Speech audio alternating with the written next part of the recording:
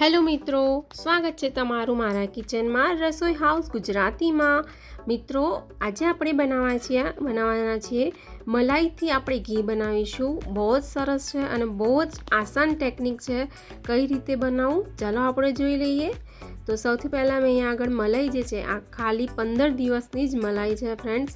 અને આ 15 દિવસની મલાઈમાંથી અને જ્યારે મેં મલાઈ ભેગી કરવાનું સ્ટાર્ટ કર્યું હતું ત્યારે જ મેં અહીંયા આગળ અડધી ચમચી મેં અહીંયા આગળ દહીં લઈ લીધું હતું। અને અહીંયા આગળ એક સરસ ટ્રીક તમને બતાવું છું મિત્રો। મેં અહીંયા આગળ મિક્સચરની અંદર તમને ખૂબ જ આસાનીથી અહીંયા આગળ જે મલાઈ જે છે મલાઈમાંથી જે માખણ છે એ અલગ થઈ જાય છે મિત્રો। તો અહીંયા આગળ તમારે વધારે ક્વોન્ટિટીમાં નહીં લેવાનું। મારું મિક્સચર થોડું મોટું હતું એટલે મેં અહીંયા આગળ વધારે મલાઈ એક સાથે જ નાખી દીધી હતી। અને તમે મિત્રો જોઈ શકો છો કે મેં બધી જ જે મલાઈ છે એ મલાઈ જે છે મિક્સરની જાળીમાં લઈ લીધું છે। હવે અહીંયા આગળ હું ક્રશ કરી લઈશ। અને તમારે ફ્રેન્ડ્સ સ્ટાર્ટિંગમાં પાણી નથી નાખવાનું, થોડું પાણી ઓછું નાખી શકો છો, થોડું કરીને પાણી નાખવાનું છે। અને જેમ જેમ તમે પાણી નાખશો એમ તમારે મિક્સરને ચલાવતું રહેવાનું છે। અને મિક્સરને તમારે કમસે કમ 3 થી 4 વાર ચલાવવું પડશે મિત્રો, ત્યારે જ માખણ અલગ થશે। અને તમે જોઈ શકો છો મેં અહીં આગળ 3 થી 4 વાર ચલાવ્યું હતું અને છેલ્લે આ ત્રીજી વાર ચલાવ્યું હતું, પણ મેં મલાઈ વધારે નાખી દીધી હતી એટલે મેં થોડી કાઢી લીધી। અને જો વધારે નાખશો તો જે મિક્સર જે છે ચાલશે નહીં મિત્રો, એટલે એ વાતનું પણ ધ્યાન રાખવાનું કે ઓછું મલાઈ જ નાખીને તમારે માખણ જે છે અલગ કરવાનું છે। તો અહીં આગળ મેં જોઈ શકો છો 2 થી 3 વાર મિક્સર ચલાવી દીધું હતું અને માખણ જે છે સરસ રીતે અલગ થઈ ગયું છે। હવે અહીંયા આગળ તમે જોઈ શકો છો કે અહીંયા આગળ મેં એક તપેલી લઈ લીધી છે। હવે તપેલીમાં જે છે આપણે જે બધું નીકળ્યું છે માખણ એ કાઢી લઈશું। છાશ અને માખણ બંને નીકળી ગયું છે। હવે તમે જોઈ શકો છો મિત્રો માખણ એકદમ સરળતાથી અલગ થઈ જાય છે। અને જો તમે બનાવતા હશો તો તમને ખબર જ હશે કે માખણ નીકળવામાં શિયાળામાં કેટલી તકલીફ પડે છે। એટલે આ ખૂબ જ આસાન ટ્રીક મેં તમને બતાવી છે મિત્રો, તો આ રીતે બનાવીને ટ્રાય કરજો। અને અહીંયા આગળ માખણ જે છે આપોઆપ જ અલગ થઈ જશે મિત્રો, તમારે કંઈ કરવાની જરૂર જ નહીં પડે, એકદમ સરસ રીતે આવી રીતે બોલ અલગ જ નીકળી જશે। અને આમાંથી તમારે જે થોડું જે આ છાશ નીકળી છે, દૂધ જેવું જે દેખાય છે વ્હાઈટ પાર્ટ, એને પણ દબાવીને નીકાળી દેવાનું છે કે જે માખણની અંદર થોડું પણ રહી જશે તો આપણે ઘી બનાવીશું એ વખતે ઉકાળવું વધારે પડશે, એટલે તમે હાથથી દબાવીને નીકાળી દેજો। સહેજ પણ તમારે પાણી ના રહેવું જોઈએ, એ વાતનું ખાસ તમારે ધ્યાન રાખવાનું છે અહીંયા આગળ। અને મિત્રો તમે જોઈ શકો છો હું દબાવીને બધું જ જેવું અંદરની જે વ્હાઈટ પાર્ટ જે છે આ છાશ જેવું તમે શું કહો છો મને ખબર નથી, પણ અહીંયા આગળ આપણે અલગ કાઢી દીધું છે હવે।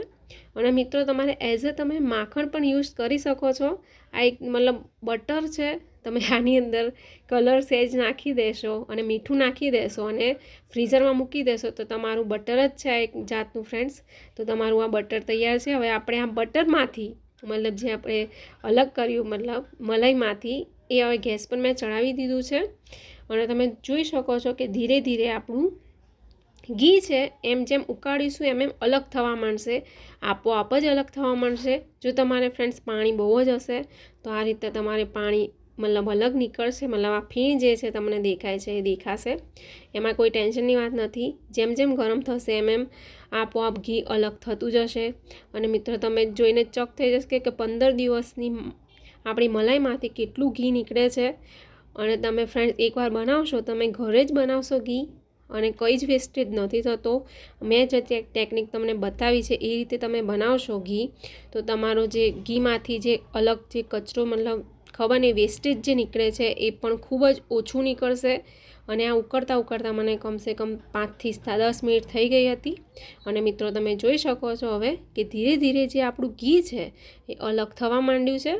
અને બહુ જ સરસ છે મિત્રો, આ ટેકનિકથી જરૂરથી તમે બનાવજો અને પછી મને કહેજો કે તમારી જે ઘી છે એ સરસ નીકળ્યું કે નહીં। આ સરસ નીકળી ગયું છે અને કલર પણ તમે જોઈ શકો છો કે બહુ જ સરસ આવી ગયો છે અને ઉપરની જે ફીણ દેખાતી હતી એ પણ જતી રહી છે। અને મિત્રો આ બરોબર રીતે આપણે હલાવી લઈશું, બહુ બાળી નથી દેવાનું મિત્રો। આ જુઓ ઘી બનીને આપણું તૈયાર થઈ ગયું છે। હું 5 થી 7 મિનિટ એને ઠંડુ થવા દઈશ।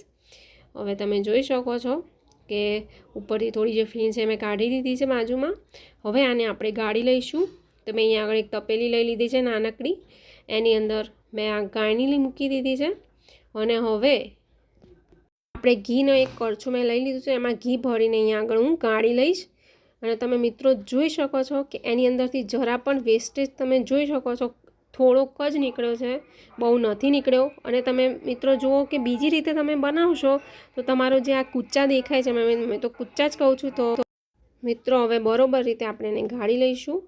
તો અહીંયા આગળ તમે જોઈ શકો છો, ધીરે ધીરે જ આ પ્રોસેસ કરવાની છે. ફાસ્ટ કરશો તો અડધું ઘી તો તમારું નીચે જ ઢોળાઈ જશે. તો મિત્રો તમે જોઈ શકો છો કે મેં અહીંયા આગળ ઘી જે છે એને અલગ કરી લીધું છે.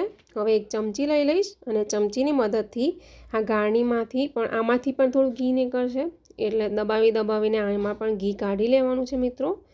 અને મિત્રો તમે ખાસ ધ્યાન રાખવાનું છે કે ઘીને બાળવાનું નથી. બાળી દેશો તો ઘીનો ટેસ્ટ એકદમ અલગ થઈ જશે અને કડવો આવશે, એટલે તમારે બહુ બાળવાનું નથી.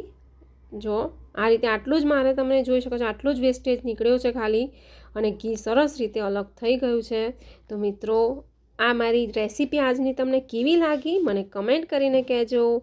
બધાને રાધે રાધે અને જય શ્રી કૃષ્ણ.